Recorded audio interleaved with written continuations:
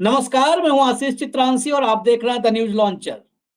Chief justice DY Chandrachud, विदाई के दिन बहुत करीब हैं, लेकिन विदाई के दिन करीब आते आते चंद्रचूड़ साहब को आखिर क्या हो गया है?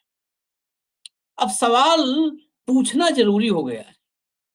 हालांकि कई तरफ से, चाहे वकील हो, चाहे वकीलों का संगठन हो, चाहे एक्टिविस्ट हो, तमाम लोग अब सवाल उठा रहे हैं कि चंद्रचूड़ साहब जाते जाते क्या आगे का रास्ता तैयार कर रहे हैं। और कई बार तो अब मुझे लगता है निजी तौर पे कि चंद्रचूड़ साहब मोदी जैसा बोलने लगे हैं। मोदी जैसी भाषा, मोदी जैसे लॉजिक, तर्क। क्योंकि इस देश में आज की तारीख में अगर सबसे भयंकर टाइप का कोई तर्क देता है तो मोदी जी देते हैं। उनके तर्क सुन करके कई बार कान से कुछ देर तक सनसनाहट की आवाज आती है। ऐसे ही तर्क चंद्रचूड़ साहब दे रहे हैं। बताइए, देश के चीफ जस्टिस चंद्रचूड़ साहब कह रहे हैं कि न्यायाधीश अगर सत्ता में बैठे लोगों से मुलाकात करता है, चाहे वो हाई कोर्ट का जज हो, सुप्रीम कोर्ट का जज हो, वो जब सत्ताधीशों से मिलता है तो फैसलों पर उसका कोई फर्क नहीं पड़ता। न्यायिक जो प्रक्रिया है उस पर कोई फर्क नहीं पड़ता।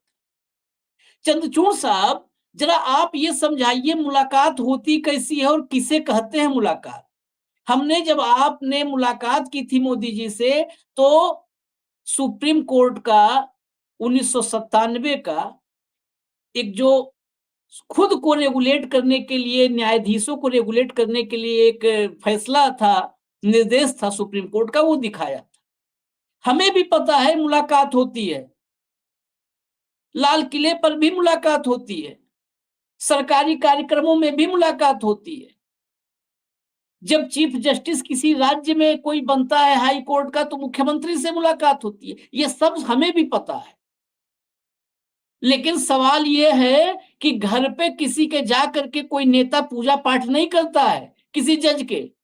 सुप्रीम कोर्ट के किस चीफ जस्टिस के घर जाकर के आज तक किस प्रधानमंत्री ने घंटा बजाया है?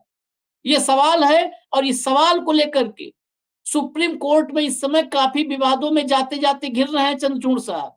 तो सुप्रीम कोर्ट के सबसे मुखर अधिवक्ता, सबसे मुखर मैं कहता हूं उनको, बलराज सिंह मलिक साहब, वो चाहे न्यायाधीश हो, जस्टिस हो या चीफ जस्टिस हो, अगर कहीं पर संविधान से विमुख होते हैं, संविधान के रास्ते से हिलते हैं, तो बलराज सिंह मलिक साहब सीधा सवाल करते हैं, बेलाग, बेझिझक और बिना किसी डर के।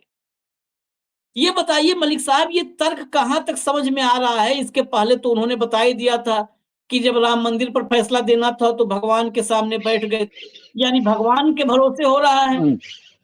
मैं नास्तिक नहीं हूं, लेकिन ये भी कहूंगा कि इस देश का सुप्रीम कोर्ट भगवान के भरोसे नहीं चलना चाहिए, संविधान के भरोसे चलना चाहिए। और भगवान के भरोसे चला रहे थे। अब बता रहे हैं कि अगर न्याय नेता और जज मिले तो कोई दिक्कत नहीं है, इससे न्यायिक प्रक्रिया पर कोई असर नहीं होता, फैसलों पर नहीं असर होता। ये तर्क है या कुतर्क है मलिक साहब? ये ये कुतर्क है और ये चोर की दाढ़ी में तिनके वाली बात है। उनको इस तरह इस बात को बार बार कुरेदना ही नहीं चाहिए। वो दोबारा से यादें ताजा कर रहे हैं पूरे देश के लोगों की।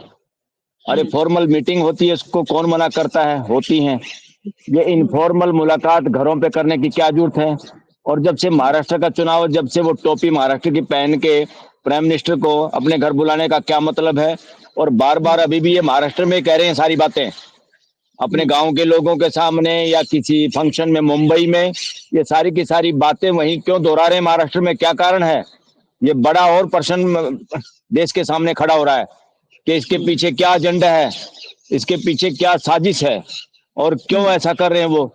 उनको इस तरह की बातें स्पष्टीकरण देना है तो सुप्रीम कोर्ट में फंक्शन होना उनका विदाई का तब दे देते। तो महाराष्ट्र में क्यों स्पष्टीकरण दे रहे हैं? क्या कारण है इसका?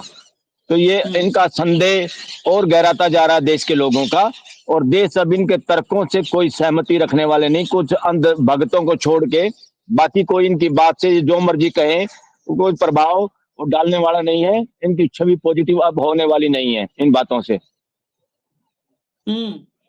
लेकिन ये आप बताइए, ये कह रहे हैं कि बता रहे हैं कि प्रक्रिया कि मुख्यमंत्री हम्म। से हाई कोर्ट के चीफ जस्टिस की मुलाकात होती है, लेकिन ये मतलब चीफ जस्टिस से ऐसे तर्क की आप उम्मीद करते हैं कि घर में गणेश ये पूजा पर ऐसी सफाई दें?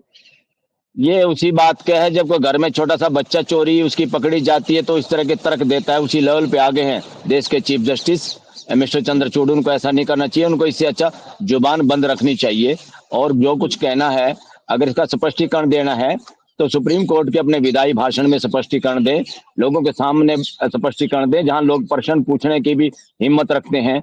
ये इस तरह से नॉन जुडिशियल फोरम पे जाके इस तरह की बातें कर रहे हैं। ये मसला है देश की जुडिशियल सिस्टम का, मसला है देश की इंडिपेंडेंस ऑफ जुडिशरी का मसला है। ये किसी एक आदमी का मसला नहीं है। ये चीफ जस्टिस के पद की गरिमा की बात है। इस पद पे लोग आते जाते रहेंगे, कोई फर्क नहीं पड़ेगा, देश चलता रहेगा। मगर पद की गरिमा कोई गिराता है या पद से की गरिमा के साथ कोई समझौता करता है, वो इस देश के लिए सबसे ज्यादा खतरनाक है और जिसमें कहीं ना कहीं चंद्रचूड़ का नाम शामिल हो गया है।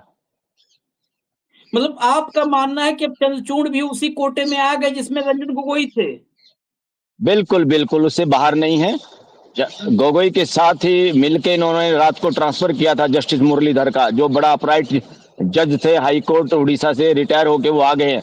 उसको सुप्रीम कोर्ट में होना चाहिए था उस बंदे को, और वो रात को ट्रांसफर होगी। दिन में उन्होंने हेट स्पीच के खिलाफ एफआईआर दर्ज करने के लिए कहा। बाई चांस जिनके खिलाफ कहा वो बीजेपी के थे। बीजेपी सत्ता में होकर सोचती है हमारे नेताओं के खिलाफ कैसे हो गया ये, तो उनकी पावर इतनी हो गई, उनके लंबे हाथ इतने हो गए कि उस जज की रात को ही ट्रांसफर होती है। उस ट्रांसफर में मिस्टर चंद्रचूड़ का नाम शामिल है, उस ग्रुप में जो लोग जिम्मेदार हैं गोगोई के साथ। तो गोगोई पहले प्रेस कॉन्फ्रेंस करता घूम रहा था और बाद में गोगोई ने क्या किया, मास्टर ऑफ रोस्टर के साथ क्या बदमाशी की। मास्टर ऑफ रोस्टर पूरी सुप्रीम कोर्ट के सारे जजों को मिलकर ही तय करनी चाहिए प्रक्रिया, कौन केस किसके सामने जाएगा। और अगर कोई इमरजेंसी है, कोई खास विशेष आ गया नया मसला, तो कम से कम 5 सीनियर जज मिलकर फैसला करें किसके सामने ये फैसला जाएगा। एक आदमी की पॉकेट में इस देश की जुडिशरी नहीं हो सकती।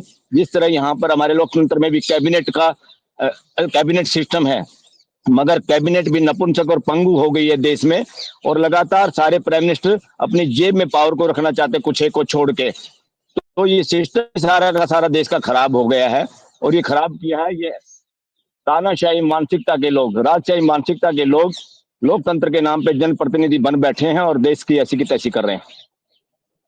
लेकिन मलिक साहब, एक एक बहुत महत्वपूर्ण बात है कि जो बयानों का सिलसिला है ये रुक नहीं रहा है। रिटायरमेंट करीब आते हैं, रुक नहीं रहा है, और जितने बयान हैं ये सारे बयान कहीं ना कहीं वो दिखा रहा है कि अब जाते जाते वो सत्ता के साथ संबंधों को मजबूत कर रहे हैं। क्योंकि पहली बार हमने सुना, इसके पहले रंजन गोगोई ने भी ये बात तो उन्होंने भी नहीं कही थी, गोगोई ने भी, कि हमने भगवान के भरोसे फैसला दिया।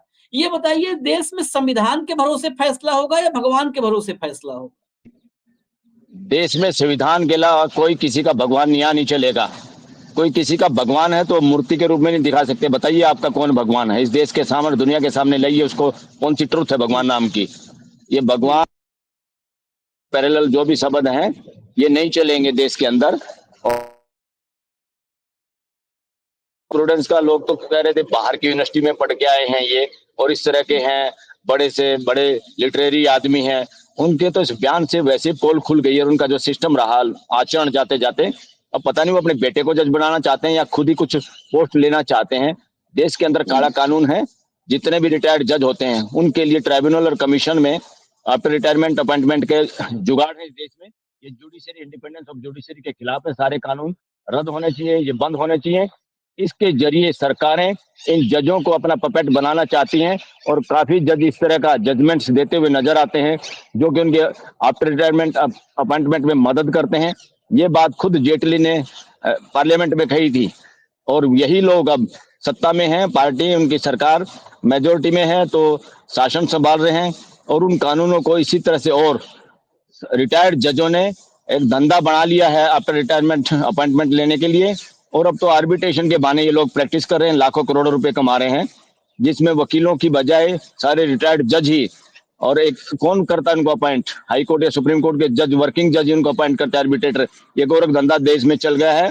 इससे हमारी जुडिशरी कमजोर हो रही है। जब इनको रिटायरमेंट के बाद हम पूरी तनख्वाह देते हैं, ऑफिस में खर्चा देते हैं, ड्राइवर देते हैं रिटायरमेंट के बाद भी, ताकि ये लोग, इनको हाथ ना फैलाना पड़े किसी के सामने, या आर्थिक तंगी के शिकार ना हो। तो इतनी मदद क्यों दी सरकार ने, देश ने? तो इसलिए दी थी ताकि ये अपराइट होके कॉन्स्टिट्यूशन को अपहोल्ड करें, और टारगेट जो हमारा प्रियम्बल में है पूरे देश के लिए, पूरे देश के लोगों के लिए, उसको अचीव करने में ये लोग हमारी मदद करें। मगर तमाशा क्या हो रहा है, जिसको देखे वही एक तरह से हाथ फैलाए हुए हैं। जिस तरह से रिटायरमेंट के बाद उनको अपॉइंटमेंट चाहिए तुरंत, जिस दिन रिटायर हो उसी अगली अपॉइंटमेंट चाहिए। और जितने जजों ने सरकार के पक्ष में या प्राइम मिनिस्टर या उससे जुड़े हुए नेताओं के पक्ष में बयान दिए हैं, उन्हीं को अपॉइंटमेंट मिली है। आप देख लीजिए, ये सबूत हैं, इसको इसमें छुपाया नहीं जा सकता देश के सामने। ये क्या हो रहा है देश में, इसका मतलब किस पे विश्वास करेंगे? जुडिशरी, जब एग्जीक्यूटिव सरकार या प्रशासन बदमाशी करता है, देश के लोगों को सताता है, तो उनको पकड़ने के लिए, उनकी गर्दन पकड़ने के लिए केवल जुडिशरी है, कॉन्स्टिट्यूशनल जुडिशरी, हाई कोर्ट और सुप्रीम कोर्ट। आज हाई कोर्ट में ही लोगों की जमानतें कई कई महीने से पेंडिंग है। 4-4 साल से लोगों को जमानत नहीं मिल रही, ना कोई चार्ज फ्रेम हुए हैं, ना कोई ट्रायल शुरू हुई है। और सुप्रीम कोर्ट, हाई कोर्ट, इधर से उधर, उधर से उधर, इसी तरह रेल बनाई जा रही है लोगों की, और उनको बिना ट्रायल के जेलों में सड़ने के लिए छोड़ा हुआ है, जिसमें हाई कोर्ट और सुप्रीम कोर्ट जिम्मेदार हैं। तो कौन होगा? तो इसलिए मैं कहता हूँ जो अपराइट जज हैं, कुछ भी थोड़े बहुत, उनको इस वक्त खड़े हो जाना चाहिए और बोलना चाहिए देश के लोगों के फंडामेंटल राइट के लिए।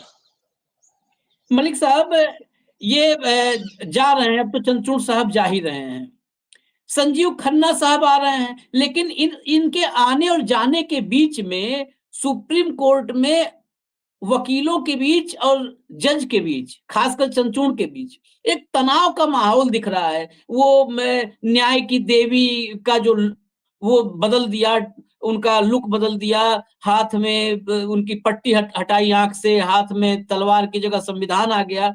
इस पर बड़ी नाराजगी आप लोगों को है, क्यों नाराजगी है? मैं पर्सनली इस बात के जो फैसला हुआ उसके फेवर में हूं, मगर इसमें ऑब्जेक्शन क्या है बार एसोसिएशन को, कि इतने महत्वपूर्ण फैसले लेते वक्त आप इंडिपेंडेंटली अकेले नहीं ले सकते। बार के मेंबर और bar association equal stakeholder है। ये सुप्रीम कोर्ट, हाई कोर्ट जजों की नहीं है, ना वकीलों की, ये देश की कोर्टें हैं। और इसमें स्टेक होल्डर कौन है? कम से कम जो काम करते हैं, एक्टिवली जो हिस्सा लेते हैं, वो एडवोकेट्स हैं और जजेज हैं। दोनों को मिलके किसी बात पे फैसला लेना चाहिए था। अगर न्याय की देवी की शकल सूरत बदलनी थी, उसके हाथ से तलवार हटानी थी, क्या रखना था क्या नहीं रखना था, उसमें बार का सहयोग होना चाहिए था। बार चाहे उससे सहमत होती या ना होती, वो तो सेकेंडरी बात है। वो सहमत भी होती तो ये लिखना जरूरी था कि वकीलों के जमात ने, वकीलों की एसोसिएशन इस बात से सहमत है, ये और अच्छा फैसला होता। इससे बात यह है कि पूछना करना, डेमोक्रेटिक प्रिंसिपल को अडॉप्ट नहीं करना, ट्रांसपेरेंसी और फेयरनेस को अडॉप्ट नहीं करना, दैट इज द सिनेरियो। ये डेमोक्रेसी में नहीं चल सकता। ये उस मानसिकता में चल सकता है जो राजशाही और तानाशाही मानसिकता के शिकार लोग हैं। तो इसलिए उनकी मानसिकता पे बड़ा प्रश्न चिन्ह है, चीफ जस्टिस की मानसिकता पे। सर, आखिरी सवाल, आज आप बाहर से बैठे हुए हैं तो आज हम थोड़ा कम ही वक्त में चर्चा समेट लेते हैं, लेकिन आखिरी सवाल, अब संजीव खन्ना साहब का युग आने वाला है सुप्रीम कोर्ट में, क्या उम्मीदें हैं? नहीं, मैं ये कह रहा हूं, ये कोई राजाओं का युग नहीं है, ना चीफ जस्टिस का युग है। वो भी अपना काम करेंगे। पद इज मोर इम्पोर्टेंट, उस पर कौन बैठा है कौन नहीं बैठा है इससे कोई फर्क नहीं पड़ता। अगर जस्टिस खन्ना इसको मास्टर ऑफ रोस्टर को छोड़ते हैं और पूरे सुप्रीम कोर्ट के जजेस के साथ ये पावर शेयर करते हैं कि सब मिलकर प्रक्रिया तय करेंगे कौन सा केस किसके सामने लगेगा, तो वो ईमानदार साबित होंगे। अदरवाइज वो भी इसी तरह तानाशाही और राजशाही की मानसिकता से शिकार होंगे। और जस्टिस खन्ना अगर ये कहें हाँ इससे जुडिशरी कमजोर होती है आफ्टर रिटायरमेंट अपॉइंटमेंट्स के लिए, सारे कानून और सारे ट्रिब्यूनल और कमीशन में बंद होने चाहिए, तो जस्टिस खन्ना अपने चाचा मिस्टर एचआर खन्ना के रास्ते पे चल पाएंगे तो बहुत बड़ी बात होगी। जस्टिस एचआर खन्ना की इज्जत चीफ जस्टिसों से भी ज्यादा है। कई लोग चीफ जस्टिस बने, कुछ लोग इंतजार करते थे दूसरे का नंबर काटे और सरकार हमें बना दे, इस तरह के कमजोर बुजदिल लोग भी चीफ जस्टिस बने हैं। मगर एचआर खन्ना की इज्जत उन चीफ जस्टिसों से ज्यादा है, सबसे ज्यादा इज्जत है। क्योंकि जब 5 जजों ने, यानी सुप्रीम कोर्ट इमरजेंसी के दौरान सारे जज लंबे लेट गए थे, किसी को भी कॉन्स्टिट्यूशन याद नहीं था, किसी की भी रीढ़ की हड्डी नहीं थी, सबकी गर्दन नीचे झुक गई थी। तब 5 जजों के कॉन्स्टिट्यूशनल बेंच ने एक फैसला दिया था और वो इमरजेंसी के हक में दे दिया कि राइट टू लाइफ इमरजेंसी के दौरान लोगों के पास नहीं बचता। यानी इमरजेंसी में किसी को पकड़ो, जूते मारो, गोली मारो, किस थाने में डाल दो, कहाँ है, घर वालों को पता हो नहीं पता हो, वकीलों की कोई मदद नहीं। तो इस तरह के कानून पे मोहर लगाई थी 4 जजों ने। अकेले मिस्टर HR खन्ना उसके विरोध में खड़े हुए थे कि नहीं, इस देश में चाहे इमरजेंसी हो चाहे कुछ भी हो, लोगों का जीने का अधिकार कोई नहीं छीन सकता। तो that was mister HR Khanna, justice HR Khanna. इसलिए देश उनको याद करता है।